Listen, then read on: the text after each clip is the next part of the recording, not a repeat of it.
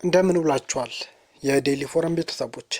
ሰሞኑ የአሜሪካ የባህር ኃይል አባላት ከአብርሃም ሊንከን የጦር ጀት ተሸካሚ መርከብ ላይ ራሳቸውን ለማጥፋት መሞከራቸው እየተነገረ ነው። እነዚህ የባህር ኃይል አባላት ከመርከቡ ላይ ወደ መካከለኛው ምስራቅ ውቅያኖስ ለመወርወር ጥረት ማድረጋቸው እየተሰማ ሲሆን ይህም የሆነው ደግሞ በአእምሮ ህመም ምክንያት የመጣም ችግር መሆኑንም እየተነገረ ነው።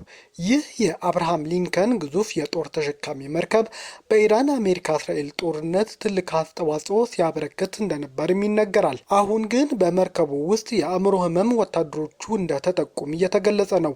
ጉዳዩ የአሜሪካ ባለስልጣናት ቢያስተባብሉትም የወታደሮቹ ቤተሰቦች ለሚዲያ እውነቱን በማፍረጥ መንግስታቸው እየዋሸ መሆኑንም በመናገር አዋርደውታል።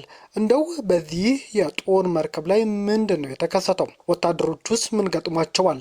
ራሳቸውንስ ለማጥፋት ያሰቡት ለምንድን ነው? በዚህ ዝርዝር ዘገባ እንመለከተዋለን።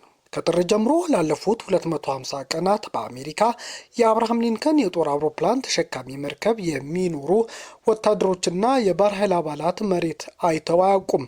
መሸም ነጋም የሚያዩት ግዙፍ የመካከለኛው ምስራቅ ውቅያኖስ ባህር ነው። ለመዝናናትም ለማዘንም ከውሃ አካል ፍጡር ጋር ብቻ ነው የሚገናኙት። እንዲህ የሆነው ደግሞ አሜሪካ ከኢራን ጋር በገባችበት የመካከለኛው ምስራቅ ጦርነት ነው። በዚህ ጦርነት ግዙፍ የባህር መርከቡ ኢራን በጦር ጀቶች ክፉኛ እንድትደበደብም አድርጓል።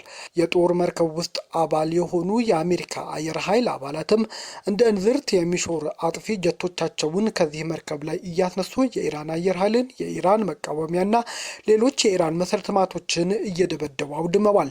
የጦር መርከቡ አንድ መንደር የሚያህል ሲሆን በውስጡም ከ5000 በላይ ሰዎች ላለፉት 250 ቀናት አጭቆ በመያዝ አኑሯቸዋል። በዚህ መርከብ ላይ ከ3500 በላይ የሚሆኑ የአሜሪካ የባህር ኃይል ወታደሮች አባላት ያሉ ሲሆን ቀሪዎቹ ደግሞ የአሜሪካ አየር ኃይል አባላት፣ አብራሪዎች፣ ቴክኒሻኖችና ሌሎችም ባለሙያዎች ተካተውበታል ተብሏል። የጦር መርከቡ በባህር ላይ ወደ መሬት ሳይጠጋ የቆየበት ጊዜ በአሜሪካ የባህር ኃይል የመርከቦች ታሪክ ውስጥ ረጅም ጊዜን በውቅያኖስ የቆየበት ወቅት ሆኖም እየተመዘገበ መሆኑንም ነው የሚነገረው። ብዙ አሜሪካውያን ለወታደሮቹ አክብሮቶቻቸውን እየገለጹ ሲሆን በተለይ በጦርነቱ ግዳጅ ውስጥ ተኩኖ ይህን ያህል ጊዜ በባህር ላይ ለሀገር ክብር መቆየት ትልቅ ቆራጥነትን የሚጠይቅ ስነ ልቦናን እንደሚያስፈልግም ነው የአሜሪካ የቀድሞ የባህር ኃይል አባላት በአድናቆቶቻቸው እየገለጹ ያሉት። በባህር ኃይል ስራ ይልቁንም በጦርነት ግዳጅ ውስጥ ተኩኖ የጦር መርከብ ላይ ኑሮን መግፋት 24 ሰዓት በየቀኑ ግዳጅ ውስጥ ስለሚኮን እረፍት የሚባል ነገር የሚታሰብ አይደለም ይላሉ የቀድሞ የአሜሪካ የባህር ኃይል አባላት። ወታደሮቹ ቀኑ በረዘመ ቁጥር የአእምሮ መታወክ እንደሚገጥማቸው፣ የድባቴ መንፈስ፣ ተስፋ የመቁረጥ ስሜት ውስጥ እንደሚገቡም ይናገራሉ። እነዚህ የቀድሞ የባህር ኃይል አባላት ታዲያ ሰሞኑን የአሜሪካ የአብርሃም ሊንከን ግዙፍ የጦር አውሮፕላን ተሸካሚ መርከብ አባላት ራሳቸውን ለማጥፋት እየሞከሩ ነው የሚለው ዜና መውጣቱን ተከትሎ ብዙዎች ለጉዳዩ ትኩረት እንዲሰጡትም አድርጓል። አንዳንድ የባህር ኃይል አባላትም ባለው ሁኔታ የአእምሮ መታወክ ስለገጠማቸው ራሳቸውን ከጦር መርከቡ ላይ በመዝለል ባህር ላይ ለመግባት መሞከራቸው እየተሰማ ሲሆን ከወዲሁም መፍትሄ እንዲሰጠው ነው እየተጠየቀ ያለው። በጦር መርከቡ ላይ ልጆቻቸው እንዳሉ የሚናገሩ አንዳንድ ቤተሰቦች ላለፉት 15 ቀናት ይህ ጉዳይ ትኩረት እንዲያገኝ ያልፈነቀሉት ድንጋይ እንደሌለም ለአሜሪካ መገናኛ ብዙሃን ያስረዳሉ። ጉዳዩ ስር መስደዱ የሚያስረዱት እነዚህ የወታደሮች ቤተሰቦች ልጆቻችን አደጋ ላይ ናቸው፣ ለሀገራቸው እየከፈሉት ያለው መስዋዕትነት መንግስት በተገቢው መንገድ እየቆጠረላቸው አይደለም፣ ልጆቻችን ከሞት ታደጉልን ሲሉም ነው በመገናኛ ብዙሃን እየወጡ እየጠየቁ ያሉት። ከግዙፍ የአሜሪካ አውሮፕላን ተሸካሚ መርከብ የሚነሱ የጦር ጀቶች በኢራን ሰማይ ግዙፍ ድብደባዎች ከማድረሳቸው በተጨማሪ የሆርሙዝ ወሽመጥ በኢራን መዘጋቱን ተከትሎ ለማስከፈትና ወደ ኢራን መርከቦች እንዳይገቡ ለማድረግ አሜሪካ የጣለችውን እገዳ ለማስጠበቅ እስካሁን ድረስ ሲለፋም ከርሟል። ታዲያ ወታደሮቹ በዚህ የስራ እንቅስቃሴ ለምን ራስን ወደ ማጥፋት ተነሱም? ምንስ መራቸው? ድባቴው እንዴት ሊከሰት ቻለም? የቀኑ መርዘም ብቻ ለዚህ ይጋለጥ ይሆን? የአሜሪካ መገናኛ ብዙሃን ያወጡትን ሪፖርት እዚህ ጋር እንመልከተው።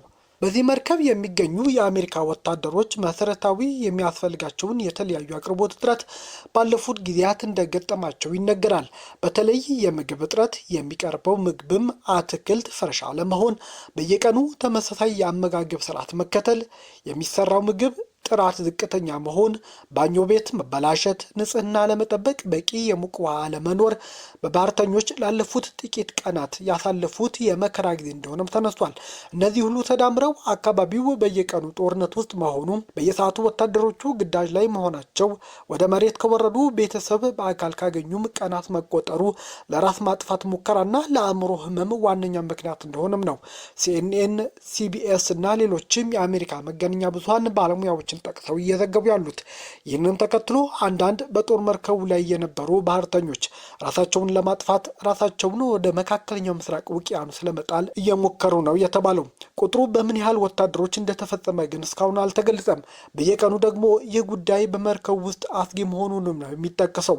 በተለይ ወታደሮቹ ለረጅም ቀናት ውቅያኖስ ውስጥ መኖራቸው፣ የቤተሰባቸው ናፍቆት ማየሉ፣ አስፈላጊ ፍጆታ ከአሜሪካ መንግስት በወቅቱ አለመቅረቡ፣ በየቀኑ የሚመለከቱት ተመሳሳይ ነገር መሆኑ ለአእምሮ መታወክና ድባቴው አድጎ ወደ ራስ ማጥፋት እንዲወስኑ እያደረጋቸው ነው ይላሉ ዘገባዎች።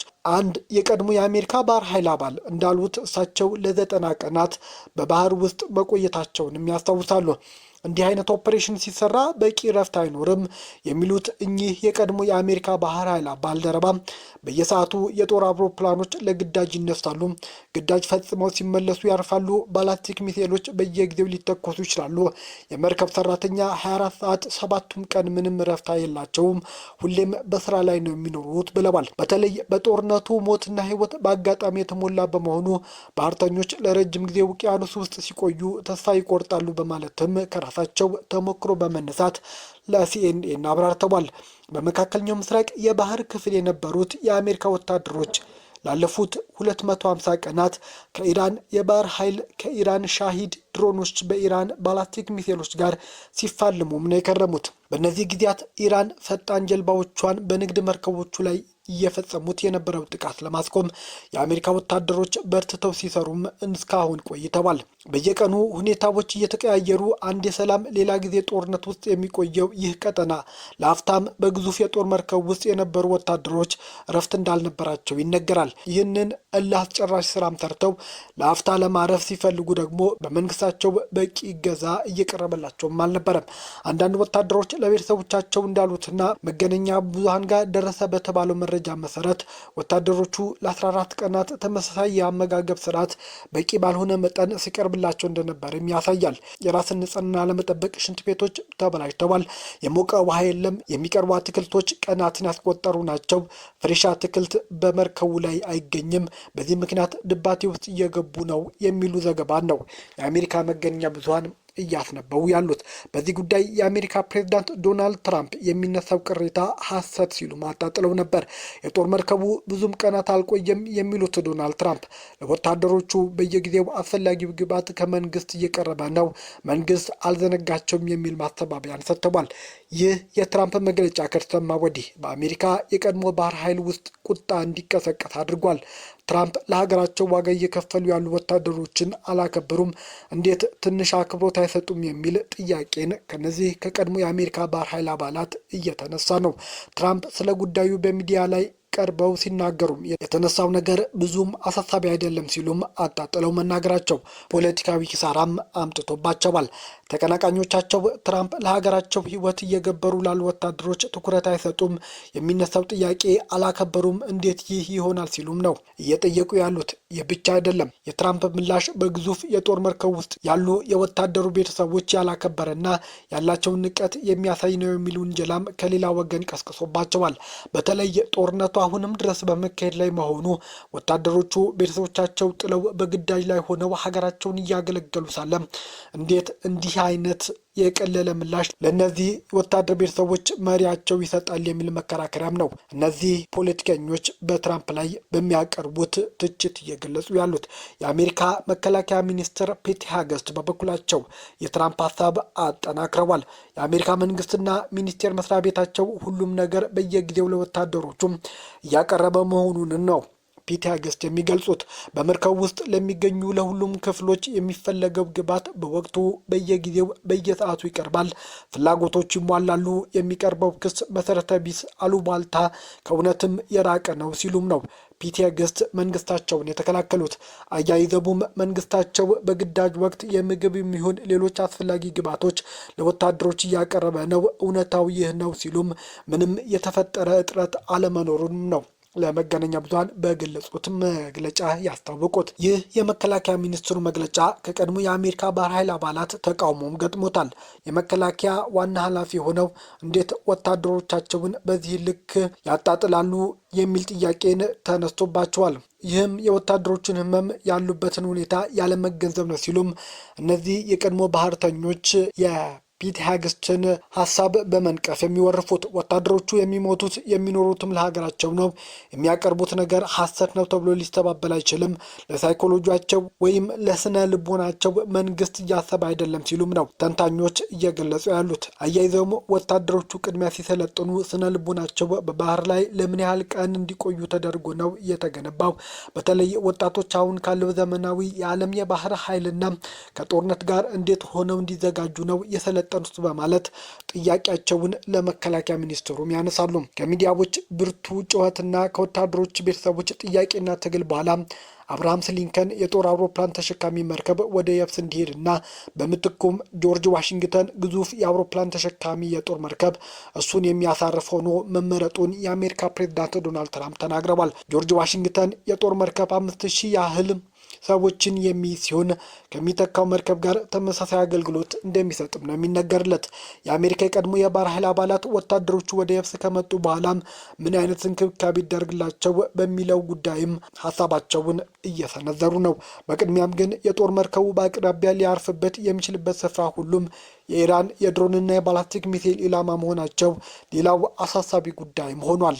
የቀድሞ ባህርተኞች እንደሚያስረዱት ከሆነ ረጅም ጊዜ በባህር ላይ ሆኖ ግዳጅ መከወን፣ በአቅራቢያ ጥሩ ወዳጅ በመርከብ ውስጥም መመስረት ካልተቻለ ሕይወት አስከፊ እንደሚሆን ከራሳቸው ተሞክሮ በመነሳት ይናገራሉ። ውጭው ማየት ይናፍቃል። ምናልባትም ለቀናት ወይም ለሳምንታት አሊያም ለወራት ፀሐይ ሳይታይ በመርከብ ውስጥ ሊቆይ ይቻላል። ቤተሰብ ማግኘት አይታሰብም። መሬት መንካት እጅግ ይናፍቃል። በዚህ ላይ ጦርነት ላይ ሲኮን እተርፋለሁ የሚለው ጥያቄ በሌላ በኩል ይነሳል። እነዚህ ሁሉ ሲደመሩ ወታደሩ ሲከፋ፣ ድባቴ ውስጥም ሲገባ፣ የአእምሮ ህመም ሲያጋጥመው ይታያል ሲሉም ነው የሚያስረዱት። አሁንም ጦርነቱ መቀጠሉና ችግሩ አለመቆሙን ተከትሎ የሂደት አሜሪካን እንዳስተማረ ተንታኞች ያስረዳሉ። አሁንም የአሜሪካ ባህር ኃይል ከጊዜ ወደ ጊዜ መዘመን እንዳለበትና የጦርነት ጊዜ እንዴት ማስተዳደር እንደሚገባ፣ ባህር ኃይሎች ረጅም ጊዜ በምን ጥንካሬ ሰልጥነው መውጣት እንዳለባቸው ዝግጁ ማድረግ እንደሚገባም ትምህርት ተወስዶበታል ይላሉ። ከዚህ ባለፈም የጦር መርከቦች ረጅም ጊዜ ወደ ወደብ ሳይደርሱ መቆየት እንዳለባቸውና አስፈላጊው ጥንቃቄ ለወደፊት አሜሪካ ማድረግ እንዳለባት አስተምሯል ይላሉ የአሜሪካ መገናኛ ብዙሃን። የአብርሃም ሊንከን ግዙፍ ጦር አውሮፕላን ተሸካሚ መርከብ አሁን ወደ መሬት እንዲሄድ መወሰኑ የተሰማ ቢሆንም የት ሄዶ እንደሚያርፍ ግን እስካሁን አልተነገረም። ቤተሰቦቻችን እንዲህ አይነት ትንታኔ እንዲደርሳቸው ቪዲዮውን ላይክ አድርጉም፣ ሰብስክራይብ ማድረጋችሁን አትርሱም። ለሌሎች ደግሞ ሼር ብታደርጉ እንሰፋለን፣ ለሌሎችም ተደራሽ እንሆናለን። ሰናይ ጊዜ